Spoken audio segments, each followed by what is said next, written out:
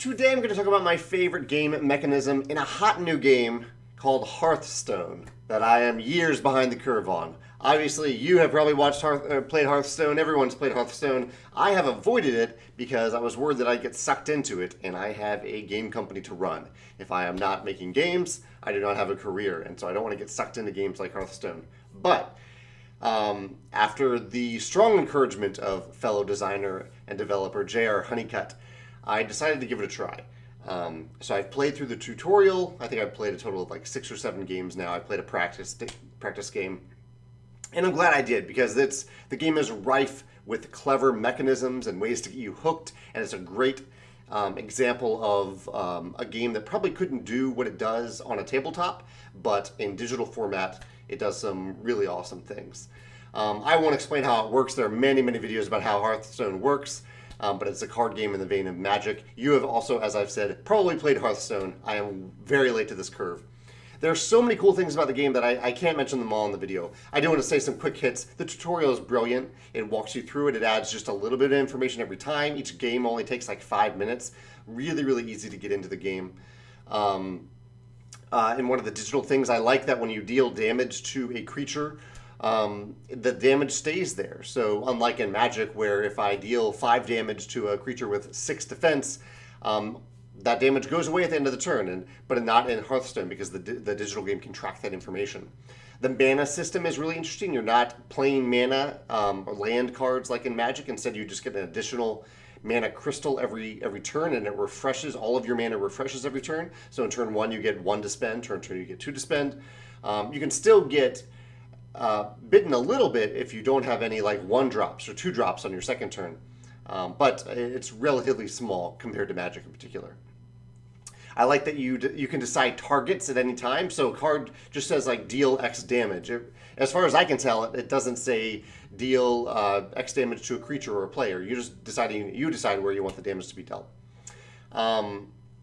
And overall, it's just a great example of a game that makes you feel a sense of progress every time you play. The game is really, really good at that. Obviously, I'm very new to it, but even going through the learning process, I'm playing through a particular hero right now. Whenever I finish a game, I get a new card added to my hero deck, and it makes me feel like I've accomplished something. And it also shows me that there's more to accomplish, because I don't have all the cards for that hero yet. Really, really cleverly done. I think this is... If you have a game, a persistent game where you have specific characters that level up over time, I think Hearthstone is maybe a must-play to see how they introduce that information over the course of from one game to the other. But the main mechanism I want to talk about, I know I just spent 3 minutes not talking about my favorite mechanism, but there's a lot of cool stuff in this game, is that it doesn't have phases. And so obviously I'm comparing Hearthstone a lot to Magic, because I somewhat have to. Like, the games are very, very similar. They definitely stand on their own. Both can coexist in wonderful ways. But I love games that don't have phases in any sense of the word, tabletop or digital. And the types of games that have phases that I don't like specifically are those that require all players to do something during a specific phase, and then that requires all players to do something else during a specific phase, or when each turn is broken down into a long list of phases. There are exceptions. In fact, I just played Yedo last night for the dozenth time, maybe more, and it is very much a phase-driven game. I'm okay with it. There are exceptions to every rule. But in Magic is very much a game about phases. There's a draw phase, there's upkeep, there's untap, there's your main phase, then there's your attack phase, and your second main phase, then your end phase. There's all these phases to go through. And the game thrives with this.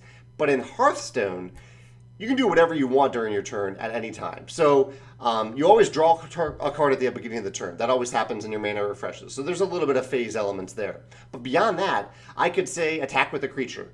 And then I could play a creature. And then maybe I could use my special ability to deal damage to the opponent, or maybe their creature. And then maybe I have another creature that hasn't attacked yet, so maybe I attack with that creature. And maybe I do it again. It's completely flexible. I don't have to break things down into these different phases. I have agency over when I do all of the things on my turn and the order that I want to do them in. And it's wonderful. I mean, that is so freeing to be able to do that and not be restricted, not not maybe make a mistake and think, oh, shoot, I didn't attack with this guy in my one time to attack. No, it's fine. You just attack. You just do it whenever you want. Really, really cool. And so I'm bringing this up because I'm guessing it's almost inherent and obvious to those of you who have played Hearthstone, and those of you who haven't have no idea what I'm talking about. But I think it's really important to keep that in mind, that that sense of freedom that I think when you play Hearthstone comes from the fact that the game isn't broken down into all those phases. They realized, hey, we don't need this. This is a modern game. We don't need to have all these little phases broken down into each turn or every round. And I wonder a little bit if Magic had been designed today for the first time instead of 20 years ago, if maybe it would have been a little bit more like Hearthstone in at least this element. Yeah, that's my thought. I really like that element of Hearthstone, and I think, like I said, there's so many other cool things about the game that if you have something that you've discovered about it, a mechanism that you really love, an ability that you really love, feel free to mention it in the comments. I'd love to hear about it. Obviously, I have very little exposure to it at this point, so it'll be information to me that I really would love to hear. Last, I want to say that our charity auction for the Scythe Metal Mechs is going on right now. I run a company called Stonemaier Games. I designed a game called Scythe, and we're doing a charity auction right now. So I'll put the link below the video for that in case you want to check it out. And even if you're not interested in bidding, because the bids are pretty high at this point, you might discover some other great tabletop content creators like bloggers, podcasters, reviewers, people who talk about tabletop games in interesting ways. The auction is all about them, just as it is about the charity. All right, thanks. Bye.